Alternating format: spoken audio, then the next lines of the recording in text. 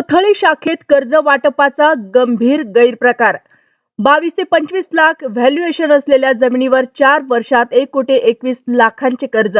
Buldhana urban cooperative credit society Buldhana multi-state यांच्या कोथळी शाखेत शासकीय नियमांना डावलून कर्ज वाटप केल्याचा गंभीर संशय निर्माण झाला आहे. 1 हेक्टर 98 आर शेती, ज्याचे शासकीय व्हॅल्युएशन केवळ 22 ते 25 लाख रुपये आहे. अशा जमिनीवर एका शेतकऱ्याला तब्बल 1,21,00,000 रुपयांचे कर्ज 4 वर्षाच्या कालावधीत टप्प्याटप्प्याने मंजूर करण्यात आल्याची माहिती समोर आली आहे.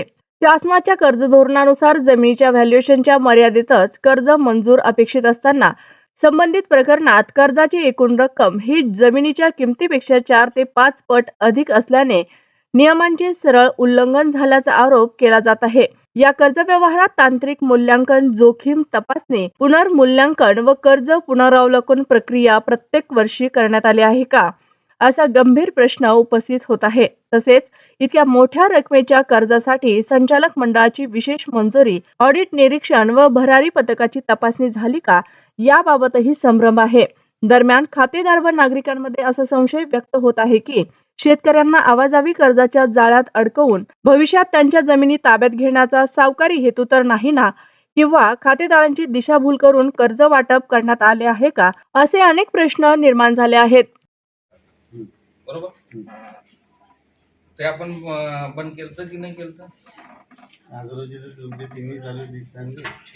तुम्ही नीलचे दाखले दिलेले आपण पहिल्या ह्याच्यात बरोबर. त्याच्यानंतर ते नील करून मी 35 लाखाचं आणि पुन्हा घेतलं बरोबर. ते बी नील केलं, त्याचे तुम्ही आम्हाला हे दिलं पत्र बरोबर. नंतर आता तुम्ही आम्हाला 60 लाखाचं दिलं बरोबर का?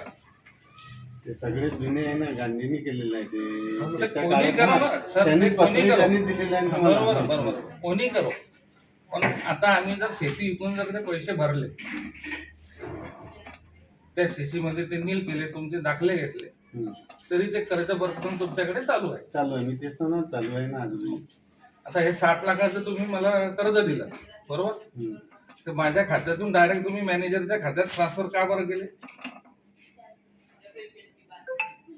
म्हणजे तुम्ही सांगितलं होतं ना. काय सांगितलं होतं?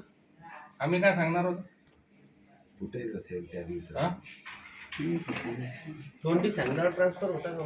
हा, तोंडी सांगल्यानं ट्रान्सफर होतात असे रक्कम. आणि काही माझ्या जे तुम्ही जे आरोपी मला केलेला आहे, 35 लाखाच्या शिशीमध्ये तुम्ही माझ्या खात्यात ट्रान्झॅक्शन दाखवलेलं आहे. दुसऱ्या लोकांचे पैसे टाकले आणि काढले, त्याच्यात मी आरोपी झालो. मी जेलमध्ये गेलो. मग ते दस्तावेज बी लागतील मला. म्हणजे आहेत त्या खातेदाराप्रमाणे सगळे लावलेले आहेत ना आपण. पण ते बंद असलेली शिशी जर डबल चालू होते आणि त्याच्यात पैसे टाकले जाते आणि मी अंदर जातो, हे कोणत्या न्यायाचा? गांधीचा अपराध आहे ना सगळा. सर आता याच्यामध्ये याच्यामध्ये मला तुम्ही सांगा, 25, 35, 60 या अर्जदारांच्या तुमच्या सिस्टीममध्ये तिन्ही लोन कायम दिसतात का? मग तुम्ही कसं का लोन दिलं ना, कोणी आधार दिलं?